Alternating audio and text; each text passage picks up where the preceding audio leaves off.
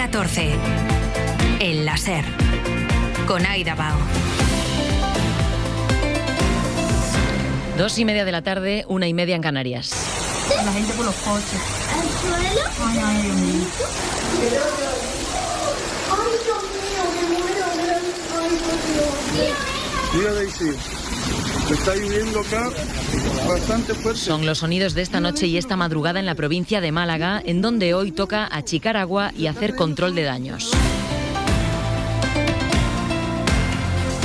El temporal de lluvia que está afectando al Mediterráneo se ha cebado en las últimas horas con la provincia malagueña. El río Guadalhorce ha experimentado una crecida histórica y la localidad de Cártama ha llegado a desbordarse allí. En las últimas horas se han producido rescates de vecinos y desvíos de más de una veintena de vuelos. Ser Málaga, Nieves Egea, buenas tardes. Buenas tardes. En distintos municipios de la provincia se afanan en retirar barro de viviendas y calles, especialmente en Cártama, con ayuda de voluntarios y del Infoca. La mayoría de los vecinos desalojados en este municipio han podido volver a sus casas, aunque no todos, tras una madrugada crítica con alerta roja meteorológica en la que la tromba de agua ha descargado 130 litros en esa localidad, provocando la subida repentina del río Guadalhorce, que con casi 6 metros de altura se desbordaba, inundando viviendas, comercios y obligando a rescatar a varias familias. Había 6 personas atrapadas en una vivienda. Pues estamos aquí en el centro de mando, pues pidiendo bomberos, pero es que no hay bomberos en ningún lado ahora mismo. Es Jorge Gallardo, el alcalde del municipio. Además de los problemas por masas de agua en las carreteras, 5 trenes de cercanías quedaron parados y 24 vuelos tuvieron que ser desviados a otras provincias. Precisamente en la provincia de Málaga tenemos una última hora. El Ayuntamiento de Alaurín el Grande confirma que están buscando a 2 personas que han sido arrastradas por la corriente y a las que no se les encuentra. Cuando tengamos más novedades allí en la provincia de Málaga volvemos con nuestros compañeros. Decíamos además, aparte de puntos de Andalucía, la Comunidad Valenciana también tiene activado el aviso naranja a esta hora por lluvias. Allí en la Comunidad Valenciana acaban de informar de que se están produciendo desbordamientos en algunos barrancos y desalojos de algunas viviendas en la localidad de Beniferri. En la ciudad de Valencia además se han cerrado parques y jardines y cancelado todas las actividades al aire libre. En aviso amarillo están la región de Murcia, Castilla-La Mancha o Aragón. Luismi Pérez, meteorólogo de la SER, buenas tardes. ¿Cuál es la previsión para las próximas horas? Muy buenas tardes. Tenemos algunos registros de más de 90-100 litros por metro cuadrado las últimas 12 horas en la región de Murcia. Y atención, porque esta tarde va a ser sobre todo la Comunidad Valenciana y Murcia donde más agua se va a recoger. Mucho cuidado, especialmente al sur de Valencia, lo que sería el Valle del Júcar, y también el extremo norte de Murcia, la zona del altiplano. Aquí es donde más agua se va a recoger, aunque de forma localizada. También irá lloviendo algo en Extremadura, Madrid, Castilla-La Mancha, el resto de Andalucía, sur de Cataluña y en el Valle del Ebro, pero tendremos más claros cuanto más hacia el norte. El lunes todavía algunas tormentas serán fuertes en la costa catalana, también en el Cabo de San Antonio, en la Comunidad Valenciana o hacia el Mar Menor, en Murcia. Unas condiciones meteorológicas que hacen que todavía haya que circular con más precaución por las carreteras, que estamos en época de muchísimos desplazamientos. Vamos a la Dirección General de Tráfico. ¿Cómo está la situación a esta hora? Daniel González, buenas tardes. ¿Qué tal? Muy buenas tardes. Pues en las carreteras de la Comunidad de Madrid la situación es bastante tranquila. No registramos dificultades en ningún punto ni de la red viaria principal ni tampoco de la secundaria. Si van a salir de Madrid, eso sí, por la carretera 2, mucha prudencia por un accidente ya en la provincia de Guadalajara, en el entorno de Valdenoches, que complica el tráfico dirección Zaragoza. Y en los deportes que tenemos hoy, Claudia López, buenas tardes. Se ha hablado el lateral marroquí, Hakimi, lo ha hecho en rueda de prensa tras confirmarse que después de la lesión arrastrada del PSG, mañana jugará en la Copa África con su selección, con Marruecos, y entre otras cosas ha comentado sobre la visita de Mbappé en el último encuentro. Dice que está muy contento que haya ido a ver el partido Mbappé, le gusta su equipo, le gusta Marruecos y ha dicho que cree que es uno de los candidatos a llevarse el torneo. El próximo encuentro de Marruecos será mañana a las 8. Hora 14. Aida Bao. President Zelensky of Ukraine's meeting in Mar-a-Lago with President Trump set for Sunday. Estamos ya a pocas horas de que Donald Trump y Volodymyr Zelensky se reúnan en Mar-a-Lago, en Florida, para hablar de la paz en Ucrania. Encuentro que tendrá lugar hoy, después de que Ursula von der Leyen y otros líderes europeos hayan mantenido contactos previos a ese encuentro, y a Europa precisamente se ha dirigido esta mañana a Rusia. En medio del debate sobre quién va a proteger a Ucrania en el futuro, desde el Kremlin avisan: cualquier fuerza europea sobre territorio ucraniano será considerado en el futuro un objetivo legítimo legítimo. María Ibáñez, buenas tardes. Buenas tardes. Advertencia del ministro de Exteriores ruso, Sergei Lavrov, en la agencia TASS, mantiene sus amenazas de responder militarmente si fuera una realidad el despliegue de fuerzas europeas de paz para garantizar la seguridad de Ucrania en un futuro. Un despliegue con el que busca el bloque comunitario brindar capacidad de respuesta en caso de asedio ruso, inspirado en el mecanismo de la OTAN, ya que Ucrania no forma parte de la Alianza Atlántica. Mantiene su presión el Kremlin, con Putin también en las últimas horas reprochando a Kiev que no quiera solucionar pacíficamente el conflicto. Reacciona así a las resistencias de Zelensky a sus exigencias. Y advierte de que usará todavía más la fuerza si Ucrania no las acepta. En algo más de 6 horas será la reunión de Trump y Zelensky. El ucraniano ha vuelto a reclamar apoyo también de los aliados europeos para su defensa, después de que ayer se produjera uno de los mayores bombardeos sobre Kiev perpetrado por Moscú de los últimos meses. El ucraniano va a Estados Unidos con esperanza de avanzar en una paz para su país, aunque quedan flecos muy importantes por cerrar. Antonio Martín. Zelensky llega con optimismo a Estados Unidos, ha dicho que el 90% de los puntos del acuerdo de paz negociado con Trump están listos, pero justo los que faltan son cruciales. ¿Qué va a pasar con el territorio ocupado? Que el presidente ucraniano acepta ya que pueda quedar como una zona sin soldados, ni rusos ni de su país. ¿Y quién va a gestionar la mayor central nuclear de Europa, la de Zaporilla? Van a ser días y semanas intensos, anticipa Zelensky, quien ha apuntado que en las conversaciones bilaterales de estos días se han producido avances. En todo caso, no se ha confirmado que vaya a salir de hoy ningún compromiso firmado y Rusia, de momento, mantiene su postura oficial, que consiste en negarse a ceder ni un metro del Donbass ocupado, que Vladimir Putin sigue citando como parte de Rusia cuando hace una lista con las regiones de su país. Pues Putin considera la región del Donbass parte de su país, pero lo que nos dicen los expertos a nosotros es que a Rusia no se le haría nada fácil ni rápido conquistar esa parte de territorio que aún no domina. Sohaib Nadi, buenas tardes. ¿Qué tal? Buenas tardes. La clave de esta cumbre pasa por quién cederá terreno en el Donbass, si Rusia o Ucrania. De momento, sobre el terreno, el ejército de Zelensky está aguantando en el frente. Y eso que Putin intenta transmitir un mensaje completamente distinto, de tener la mano ganadora, realidad bastante alejada de la situación en el frente, tal y como explica el doctor en estudios estratégicos Guillermo Pulido. Ucrania está aguantando bastante bien el envite del ejército ruso. El analista considera que, a pesar de las conclusiones que puedan sacarse esta tarde, todavía quedan varias negociaciones por delante en 2026. Lo más seguro que seguiremos con negociaciones con tomas y dacas. Más de un año después de que Trump prometiera acabar fácilmente con el conflicto. Un error de cálculo, según nos cuenta José Antonio Gurpegui, catedrático de estudios norteamericanos. Cuando Trump decía que esta guerra la termino yo en una semana, pues lo que venía a decir era simplemente tengo que aceptar la singularidad filorrusa que tenía el Donbass, pero ha sido bastante más difícil. Clave será también el apoyo militar de una Europa hasta ahora con un papel secundario para mandar un mensaje a Rusia. Nos quedamos pendientes, por tanto, de las novedades que trasciendan de ese encuentro en Florida, previsto para las 3 de la tarde allí, las 9 de la noche en la España peninsular. Eso será hoy. Mañana Trump recibirá a Netanyahu y aunque no hay una agenda pública de ese encuentro, se espera que aborden, entre otros temas, el avance hacia la fase 2 del alto el fuego en Gaza.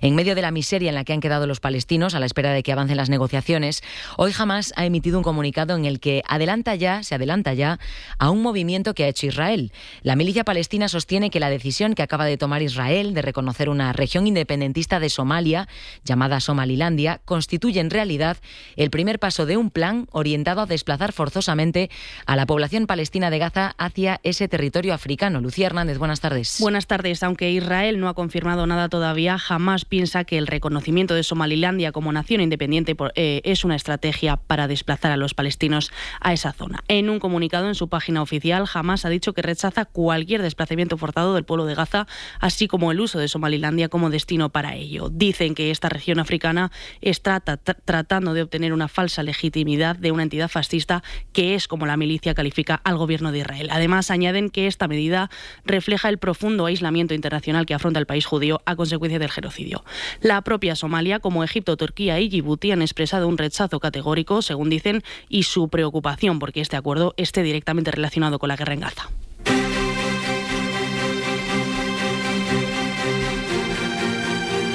Y en Indonesia continúa hoy la búsqueda de los 4 desaparecidos españoles a los que se llevó el agua al naufragar la embarcación turística en la que viajaban el viernes. Los desaparecidos son el entrenador del Valencia Fútbol Club Femenino B y sus 3 hijos de 9, 10 y 12 años. Allí en Valencia siguen muy pendientes de novedades. La familia pide que la búsqueda no se detenga mientras haya esperanza de poder encontrarlos con vida. Adrián Sánchez, buenas tardes. Buenas tardes. La familia de los desaparecidos ha emitido hoy un comunicado en el que piden que la búsqueda se mantenga mientras exista alguna posibilidad de encontrar a sus seres queridos. Muchos de ellos siguen desde aquí, desde Valencia, pendientes de esos trabajos, mientras se suceden las muestras de duelo, como las del Valencia Club de Fútbol, que ayer guardó un minuto de silencio en memoria de Fernando Martín, entrenador del segundo equipo femenino, y sus 3 hijos, que son los desaparecidos en Indonesia.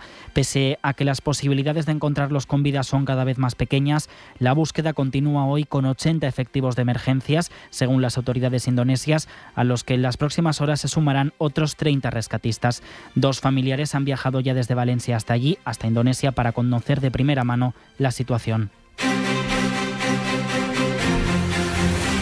La política aquí en nuestro país termina la semana y también el año con un ciclo electoral recién iniciado. Después de las elecciones en Extremadura, ahora quedan por delante como mínimo las autonómicas en Aragón el 8 de febrero, en Castilla y León y en Andalucía. Esta mañana la candidata en Aragón por el Partido Socialista, Pilar Alegría, estaba ya de precampaña. Está el modelo de las 2 derechas, que es un modelo de recortes, de privatización, de especulación y de confrontación, y el modelo de los derechos, que es el que queremos todos los aragoneses, prácticamente todos los aragoneses, es el modelo que yo estoy defendiendo. Eso en el Partido Socialista. Y desde el Partido Popular, su vicesecretario de Economía, Alberto Nadal, ha vuelto a sacar pecho de la victoria en Extremadura, a pesar de que, recordamos, el PP solo subió un escaño y Vox se disparó a más del doble.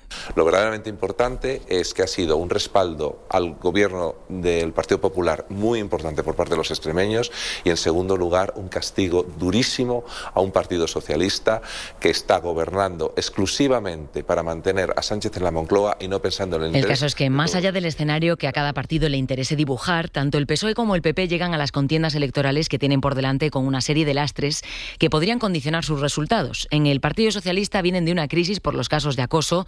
Esta mañana, de hecho, hemos sabido que el partido ha suspendido cautelarmente a un concejal de Martos en Jaén, que se llama Manuel Cortés, por un vídeo que van a escuchar en el que aparece entonando cánticos machistas y sexistas. Venga, vamos, venga.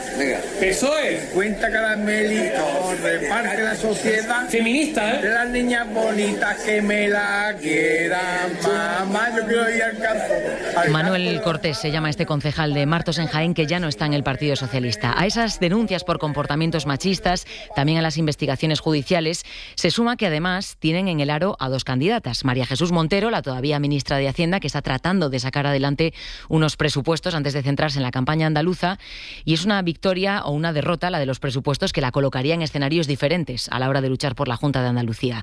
Pero antes de Andalucía será Aragón.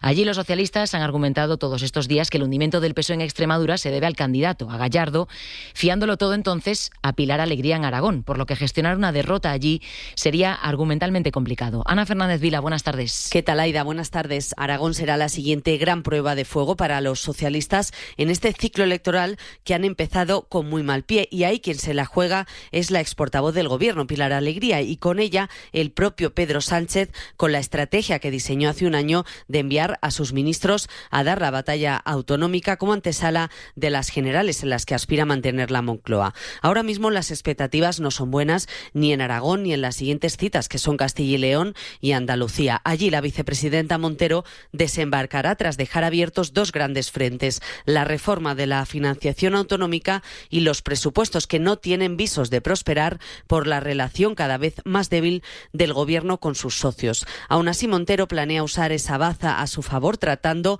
de retratar al PP por rechazar, dicen, una mayor financiación para Andalucía. El PSOE espera, con todo, poder salvar los muebles en todas estas citas electorales, al menos evitando que el PP logre mayorías absolutas, pero tanto en Moncloa como en Ferraz admiten el riesgo de desgaste que tiene para el partido y el Gobierno ir encadenando derrotas. Lo que siguen sin plantearse en ningún caso los socialistas es adelantar las generales. Creen, de hecho, que el tiempo juega a su favor. Admiten que de aquí a 2027 necesitan demostrar que son sus políticas las que frenan la involución en derechos y servicios públicos de los gobiernos autonómicos de PP y Vox, dicen. Eso en el Partido Socialista, pero en el Partido Popular también tienen sus propios problemas. Terminan el año enfrentándose al cuestionamiento de la gestión sanitaria del PP en comunidades como la Comunidad de Madrid o en Andalucía, y con Feijóo evidenciando errores también en la política de comunicación de una tragedia como la Dana. David Junquera, buenas tardes. Buenas tardes. Va a empezar 2026 Feijóo preso de estas palabras que pronunció en 2024. El presidente de la Generalitat me ha venido informando en tiempo real.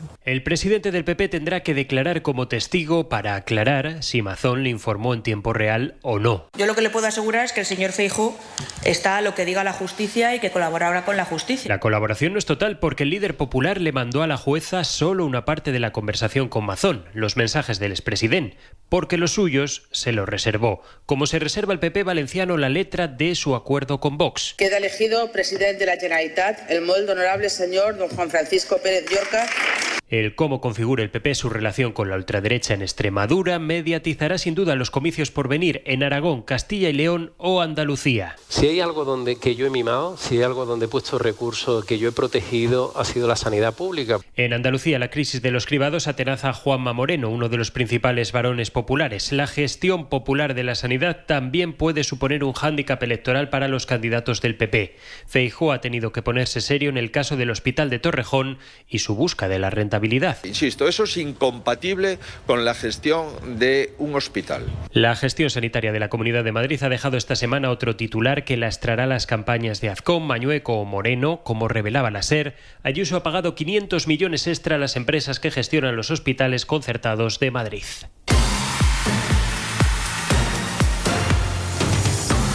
Vivir en un pueblo en España es más peligroso que vivir en una ciudad. Así de taxativos somos porque es así de real. Hoy en la SER hemos comparado varios de los servicios que garantizan una mayor seguridad ciudadana y en todos salen perdiendo a las personas que viven en zonas rurales. Adrián del Pozo, buenas tardes. ¿Qué tal? Buenas tardes. Empezamos por las urgencias sanitarias. Pedir una ambulancia supone en muchos casos esperar el doble que en una ciudad. Lo admiten las propias normativas de las comunidades, pero es que la realidad a veces, Adrián, incluso supera esos datos. Sí, en la mayoría de las autonomías la norma establece un tiempo para que llegue la ambulancia distinto entre pueblo y ciudad. En Madrid, en ciudad son 25 minutos y en el rural 35. En Aragón son 15 en la ciudad y 30 en zonas rurales.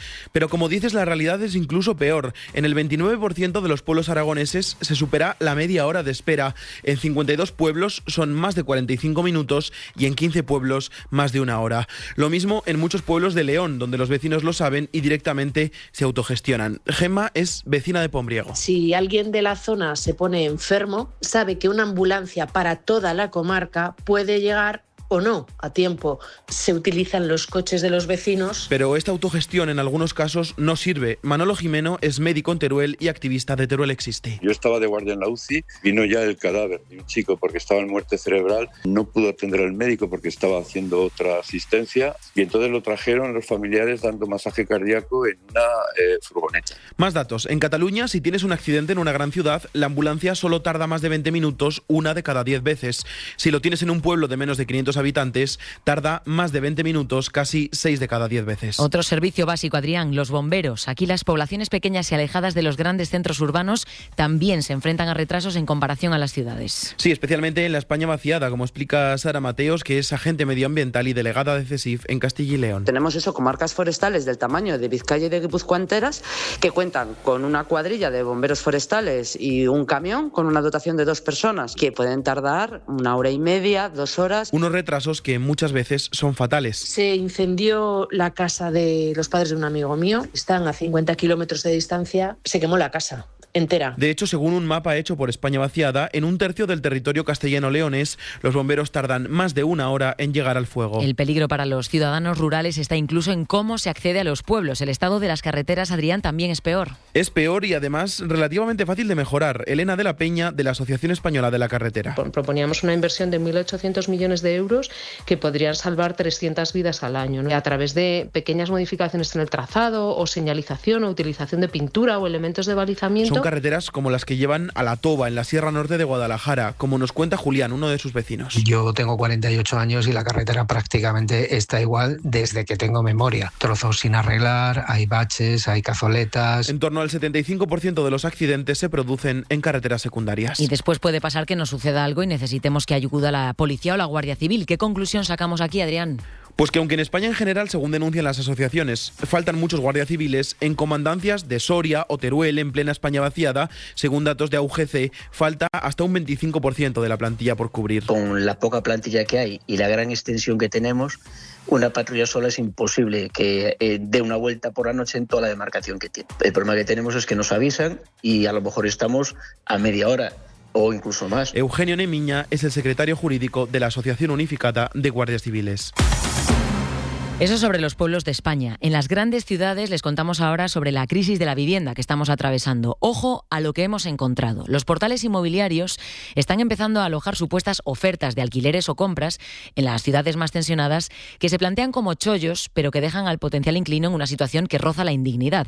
Áticos para gente de poca estatura o estudios en los que se mezcla un váter a pocos metros de una cama o de una cocina son cada vez más habituales. Pero es que ahora además las páginas tienen filtros para quien está interesado en comprar o alquilar un piso ocupado ilegalmente, John Jiménez. Es joven o no tanto y está buscando piso. Todos los días abre el ordenador y se pasa un buen rato en portales como Idealista o Fotocasa, hasta que se encuentra con lo que parece un chollazo en pleno centro de Barcelona, con terraza, 60 metros cuadrados, por menos de 300.000 euros, casi un 60% más barato, pero al poco encuentra la trampa. Está en nuda propiedad. Si la compra, no la podrá utilizar hasta que muera la mujer que ahora habita en ella, de 70 años. Lo veo muy complicado hoy en día, el mercado de la vivienda. Bastante mal. Bastante mal. Y este caso no es único. Otra persona que busca un alquiler de un estudio en Madrid ve uno por 800 euros en pleno centro. En esa zona suelen estar por encima de los 1.000 euros. Parece buena opción, pero si se fija en las condiciones, verá que está ubicado en un sótano que tiene 18 metros cuadrados y que el cabecero de la cama está separado por escasos centímetros de la vitrocerámica de la cocina. Para Javier Burón, autor del libro El problema de la vivienda, es un síntoma más de la saturación del mercado, que las plataformas aprovechan. Quieran comercializar como oportunidades o como, entre comillas, chollos, pues es un asunto que tienen que dilucidar sus titulares y sus comercializadores. Investropa, plataforma centrada en inversiones inmobiliarias, apunta a que en los últimos 5 años el precio de la vivienda en ciudades como Madrid ha aumentado más de un 50%. Y vamos a volver en este punto a Málaga con nuestra compañera Nieves Egea para ampliar esa última hora de la que hablábamos a las 2:30. En Alaurín el Grande están buscando a 2 personas que han desaparecido, Nieves. Así es, son 2 vecinos de ese municipio, de Alaurín el Grande. El dispositivo de búsqueda tratará de peinar el río Faala que arrastró su vehículo. El coche ha sido localizado, pero sin ocupantes en su interior. Fuentes consultadas por la SER lo confirman e indican que se trata de 4 amigos que anoche estaban juntos, se separaron en 2 vehículos. 2 de ellos son a los que se está tratando de encontrar. El dispositivo de búsqueda lo llevará a cabo la Guardia Civil. A esta hora hay una reunión para llevar a cabo ese operativo. Recordamos que las autoridades piden máxima precaución a las personas que estén cerca de zonas inundables y especialmente en toda esa zona del Mediterráneo. Nieves, volvemos contigo ante cualquier novedad, ¿de acuerdo? Hasta luego. Si tu negocio necesita el boca a boca, pásate al de boca en boca. Entra ahora en serpublicidad.es y verás qué fácil es dar a conocer tu negocio. Diseña tu campaña a medida, elige precio y la emisora local donde quieres que se escuche. Serpublicidad.es. Tu negocio en boca de todos. Si lo que necesitas es preparar las mejores fiestas junto a los tuyos, empieza por la mesa con productos de la mejor calidad del Corte Inglés. Un buen jamón ibérico, un exquisito foie o tu turrón favorito se saborea mucho mejor en buena compañía. Y es que compartir es la esencia de estas fiestas. Supercor, Hipercor y Supermercado El Corte Inglés. ¿Qué necesitas esta Navidad? En tienda web y app. Hace más de 100 años la radio comenzó a escribir su historia. Una historia de servicio, de cultura, de información y de compañía. Hoy celebramos un siglo de compromiso con la sociedad, con la voz de quienes han encontrado en la radio un espacio de expresión y conexión. Los artistas. Aitana. Pues para mí la radio siempre ha sido como un lugar también seguro. 100 años después, la radio sigue siendo un medio que emociona, que impulsa la creación y que sigue dando valor al talento. Gracias a quienes la escuchan, la hacen y la sienten. Sigamos construyendo juntos el futuro de la radio. Hora 14. El láser. Aida Bao. En Villamanín, en León, sigue en el aire el acuerdo al que han llegado los vecinos, a los que les ha tocado el gordo, pero no tienen premio porque la comisión de fiestas que mandó las participaciones se olvidó de consignar uno de los tacos. Los vecinos nos cuentan hoy que el acuerdo fue verbal, no han dejado nada por escrito y ahora nos preguntamos, ¿qué pasa si uno de ellos decide denunciar a la justicia? Belú Jiménez, buenas tardes. ¿Qué tal? Buenas tardes. Pues un juez podría llegar a dictar una sentencia en la que se obligue a la comisión a pagar los 4 millones de euros que faltan. Los abogados de la comisión ya avisaron además en la reunión del viernes que si no hay acuerdo, el proceso judicial puede alargarse mucho y que si los miembros de la comisión se declaran insolventes, puede ocurrir que nadie cobre nada. El acuerdo al que llegaron sigue siendo frágil porque no se firmó en ningún papel y se votó a mano alzada, algo que no tiene validez jurídica. Maribel es una vecina de Busdongo de Arbás, cerca de Villamanín. Votaron los que votaron, porque allí había muchísima gente y algunos no vieron ni las manos de los de atrás. Fue un poco, un poco garigay como las reuniones que había antes en los pueblos. Yo creo que las cosas hay que hacerlas más serias, ¿eh? Por ahora nos cuenta que no hay lugar ni fecha para reunirse de nuevo y poner este acuerdo sobre el papel. Les tocó a muchos el gordo, pero habrá algunos que no cobren ese premio porque faltan 4 millones de euros. Y en esta época navideña hoy vamos a escuchar a las mujeres de la casa, porque en España el 72% de los preparativos navideños, ya sean comidas, cenas o compras de regalos, recaen sobre las mujeres. El 72%, un peso que provoca un estrés y ansiedad mucho más en ellas que en ellos, según datos del Club de Malas Madres. Y añadimos otro número, según Sigma 2, ellas son las que se encargan de comprar 7 de cada 10 regalos. Después, claro está, hay casas en las que afortunadamente han cambiado las cosas. Almudena Lopesino. La ansiedad aumenta en la época navideña. Compras, comidas, cenas. Hasta un 72% de las mujeres, dicen los informes de la Asociación Malas Madres, se encargan de preparar todo durante estas fiestas. Que alguien me sorprenda estas Navidades y me diga, este año preparo yo todo, la compra, la comida y presento la mesa. A Felisa le gusta preparar las reuniones familiares de estas fechas, pero reconoce que estaría bien que un año lo hiciera otro. Yo suelo pensar los menús, el día que es más apropiado hacer la compra, los sitios donde tenemos que ir, me encargo de que la mesa esté decorada y súper bonita para todos. Carmen también se encarga de una buena parte de la organización, aunque la cocina es cosa de su marido porque le gusta y se le da bien. Pues en Navidad que cocina es mi marido, porque a él le gusta comer su comida, la que él hace.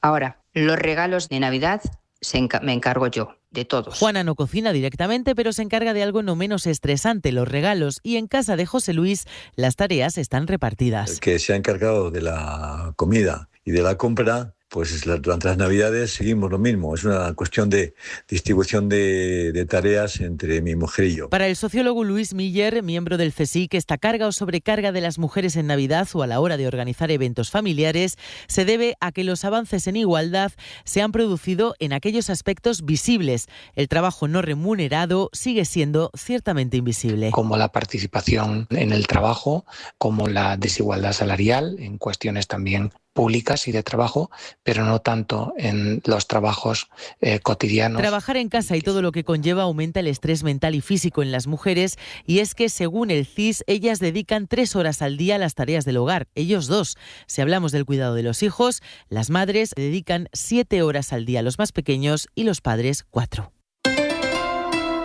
Y hoy terminamos este informativo en Francia porque el mundo entero despide hoy a Brigitte Bardot. La mer, le soleil. El icono del cine francés ha muerto a los 91 años. El presidente Macron la ha definido esta mañana como una leyenda del siglo. París, Raquel Villadecija. Todo el país llora hoy la pérdida de esta leyenda de la sociedad francesa. Emmanuel Macron ha dicho que se va el rostro de Marianne, el de la libertad, la leyenda del siglo. Marine Le Pen ha lamentado la profunda pérdida de una mujer excepcional, de espíritu libre e indomable, la quinta esencia de Francia.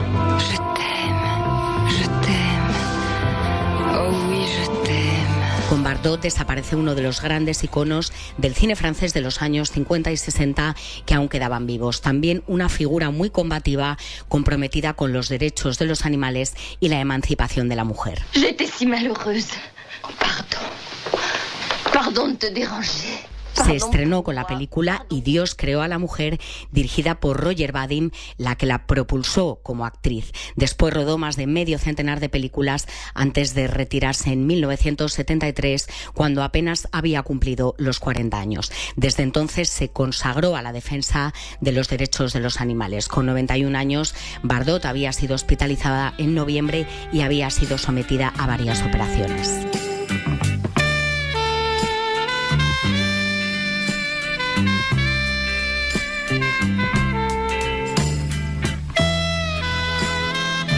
Pues con el recuerdo a Bardot nos vamos. Les recordamos que la información, también la meteorológica y la última hora en Málaga y en el resto del Mediterráneo, se lo contamos en los boletines informativos durante toda la tarde y a partir de las 11 de la noche, las 10 en Canarias. Mañana, más hora 14 con Javier Líbana. Que tengan buen domingo. Adiós. Hora 14, en la SER.